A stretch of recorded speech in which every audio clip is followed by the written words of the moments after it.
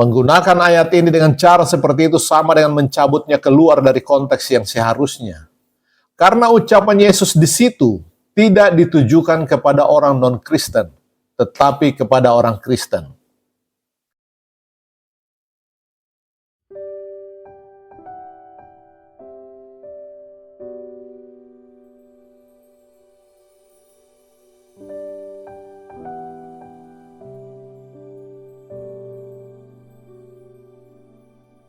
Orang-orang Kristen hari ini tidak banyak mendengar ajaran Alkitabiah tentang kesempurnaan, dan mereka dibiarkan terpaku hanya pada kelahiran kembali. Bahkan dalam hal lahir baru pun, mereka jarang menerima pengajaran yang memadai, di mana setelah kelahiran kembali diajarkan, biasanya tidak banyak lagi hal tentang keselamatan yang diajarkan. Apa yang akan terjadi sesudah Anda dilahirkan kembali? Dan bahwa kelahiran kembali kurang lebih merupakan akhir dari persoalan. Namun di dalam pembahasan kita tentang firman Allah, kita sudah melihat bahwa kelahiran kembali hanya sekedar titik awal dari proses yang disebut pembaruan, yang mengarah kepada kesempurnaan. Saya bertanya-tanya, apakah subjek ini mungkin terlalu dalam bagi kebanyakan orang Kristen saat ini? Banyak orang Kristen yang terbiasa dengan pengajaran dasar dan dangkal, dan apapun yang melebihi itu dianggap terlalu sulit bagi mereka. Saya akan menyinggung tentang sistem persembahan dalam Perjanjian Lama serta pengajaran yang terkait dengan hal tersebut dalam Perjanjian Baru. Karena itu saya bimbang apakah subjek ini terlalu sulit. Akan tetapi bagaimana mungkin kita dapat memahami Alkitab dengan benar jika kita sama sekali tidak memahami sistem persembahan? Kita nyaris tidak dapat membuka Perjanjian Lama dan Perjanjian Baru tanpa membaca sesuatu tentang sistem persembahan.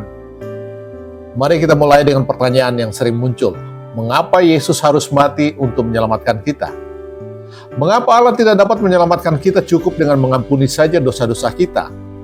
Tak dapatkah Ia berkata kepada kita, "Aku mengampuni dosa-dosamu," dan menutup perkaranya saat itu juga? Mengapa kematian Yesus diperlukan?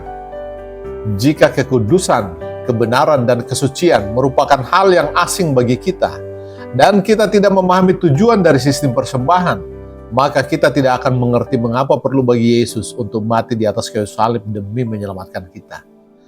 Itu sebabnya dalam ketidaktahuan kita berpikir mengapa Allah tidak mengampuni saja tanpa harus mengorbankan Yesus.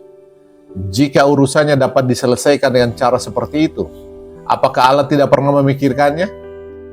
Dalam kebutaan kita, kadang-kadang kita mengira bahwa kita melihat sesuatu yang terlewatkan oleh Allah. Dalam membahas pertanyaan ini, kita tidak berurusan dengan topik tingkat tinggi, melainkan tingkat dasar dari keselamatan. Saya akan mencoba menjelaskan persoalan yang rumit ini sesederhana mungkin, tanpa seluk-beluk teknis sejauh dimampukan oleh anugerah Tuhan. Poin pertama yang perlu kita ketahui tentang sistem persembahan ialah, di dalam Alkitab, yang penting bukanlah apakah kita menerima Allah, tetapi apakah Allah menerima kita. Banyak penginjil mungkin dengan niat hati yang baik telah menjungkir balikan perkara ini. Mereka selalu berbicara tentang menerima Yesus, sama dengan menerima keselamatan. Seolah-olah segala sesuatu tergantung pada penerimaan kita akan Yesus. Yesus sering digambarkan sebagai pribadi yang menyedihkan yang berdiri di depan pintu hati kita. Ia terus mengetuk pintu hati kita, pintu yang sering diganjal dan tidak memiliki gagang di sebelah luar sehingga dapat dibuka.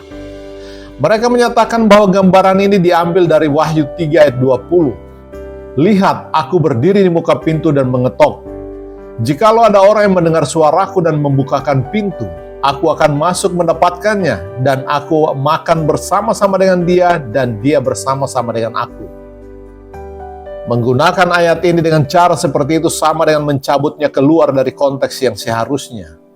Karena ucapan Yesus di situ tidak ditujukan kepada orang non-Kristen, tetapi kepada orang Kristen. Yesus sedang berbicara kepada orang-orang Kristen yang dalam perbuatannya sudah menolak Dia dari kehidupan mereka, walaupun mereka pernah menerimanya. Di sini Yesus pada dasarnya berkata kepada jemaat di Laodikia, "Kalian yang mengaku sebagai umatku, dalam kenyataannya telah menjalani hidup tanpa aku. Kalian telah menyingkirkan aku dari hidupmu. Namun, jika masih ada di antara kalian yang mendengar panggilanku dan membuka hatinya kepadaku, ia akan mendapatkan persekutuan yang indah denganku." Gambaran yang menyedihkan ini sering muncul dalam tulisan-tulisan kenabian dalam Perjanjian Lama. Itu adalah tuduhan yang diarahkan kepada orang-orang Israel berkali-kali.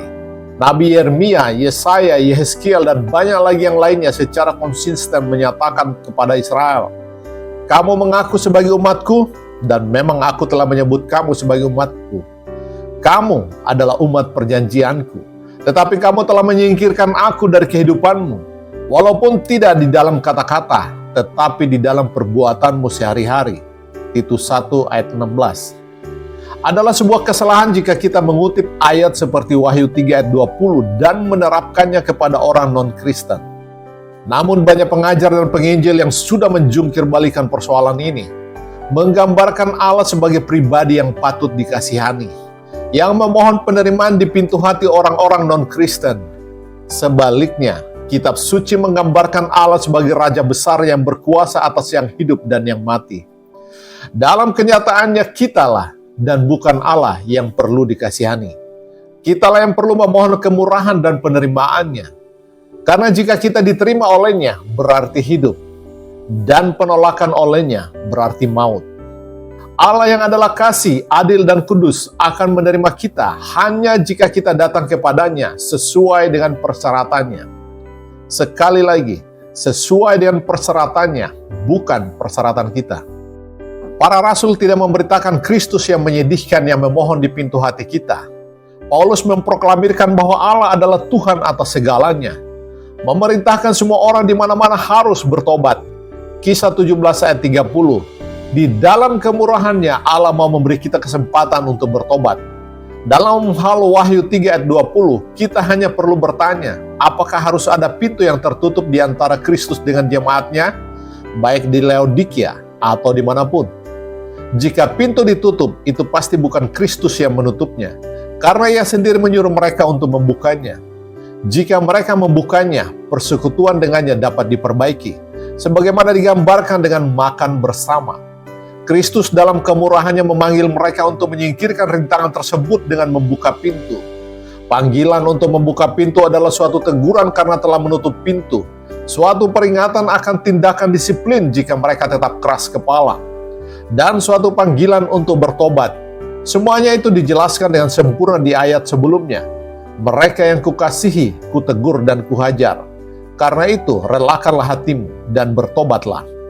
Kristus memang amat bermurah hati dalam memanggil mereka untuk bertobat sesudah memberikan teguran keras di ayat 15 dan 18. Mereka dipanggil untuk mengalahkan dosa di ayat 21. Pintu yang tertutup mewakili rintangan yang muncul akibat dosa-dosa yang disebutkan di ayat-ayat sebelumnya, yang memisahkan mereka dari Allah. Yesaya 59 ayat 2. Ini bukan permohonan yang mengiba-iba supaya kita menerima Dia, tetapi suatu panggilan untuk memperbaiki persekutuan dengannya. Melalui pertobatan yang penuh kerendahan hati dan diikuti dengan suatu peringatan akan akibat-akibat dari kegagalan untuk bertobat. Sepenting-pentingnya hal menerima Allah, jauh lebih penting adalah apakah kita diterima oleh Allah. Sebagai orang-orang berdosa, hal ini sama sekali adalah mustahil tanpa kematian Yesus di atas kayu salib, di mana Yesus mati untuk mendamaikan kita dengan Allah. Kematiannya bagi kita sangat dibutuhkan untuk membuka jalan bagi Allah untuk menerima kita. Jika Allah tidak menerima kita, itu artinya kita binasa. Allah menerima kita adalah sebuah tindakan penuh kemurahan, dan kita menerima Dia merupakan tindakan ketaatan iman dalam meresponi anugerahnya. Walaupun kita berkata bahwa kita menerima Dia, masih tersisa pertanyaan apa arti sesungguhnya dari ungkapan itu.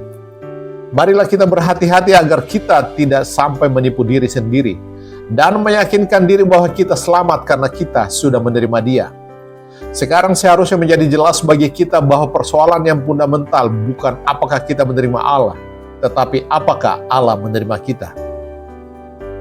Jika kita ingin memahami sistem persembahan, kita harus menangkap pokok ini dengan jelas.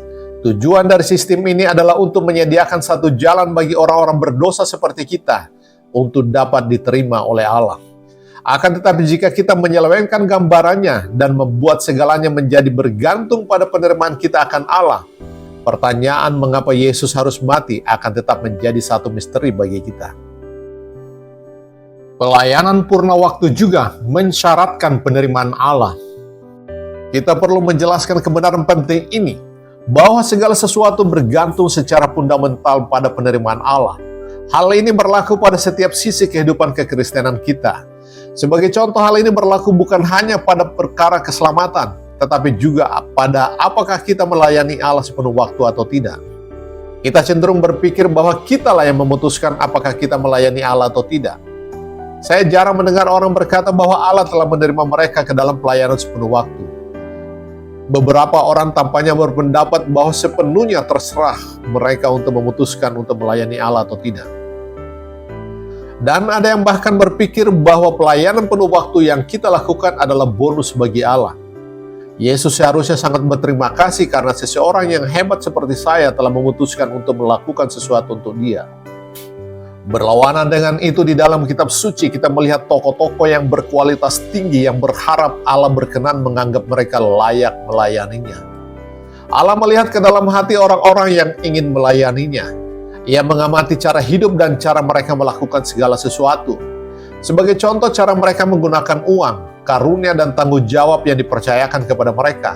Lukas 16 ayat 9 dan 10, Lukas 19 ayat 17. Mereka yang setia dan rajin dalam suatu bidang pasti akan melayani dengan cara yang sama dalam bidang yang lain. Hal yang sama berlaku kepada mereka yang tidak setia.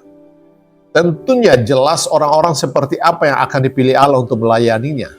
Ia memilih kita bukan karena kita menganggap diri setia, sebab Ia lebih tahu tentang kita daripada kita sendiri. Barangkali kita mengira diri kita tidak berguna, tetapi cara Allah menilai kita sangatlah berbeda dari penilaian kita. Jalannya bukanlah jalan kita. Yesaya 55 ayat 8-9. Saat seseorang dengan status rohani seperti Yesaya dipanggil untuk melayani Allah, ia segera menyadari ketidaklayakannya. Ia tidak berkata, "Ini aku Tuhan, siap melayanimu." Tidak. Sebelum ia berani berkata seperti itu, dalam menanggapi panggilan Allah, ia menyadari sepenuhnya keberadaan dirinya yang sama sekali tidak layak. Di hadapan Allah yang hidup, ia melihat keadaannya yang celaka dan berteriak, "Celakalah aku binasa sebab aku ini seorang yang najis bibir." Yesaya 6 ayat 5. Bagaimana mungkin seseorang yang najis bibirnya diterima Allah menjadi juru bicaranya? Allah harus mentahirkan Yesaya, orang yang dipandang sebagai nabi terbesar ini, sebelum ia menjadi layak untuk melayani Allah. Bukankah sekarang ini banyak orang di gereja yang mengajar dan berkhotbah dengan bibir yang najis, lalu menimbulkan kekacauan, perselisihan, dan bahkan perpecahan dalam gereja?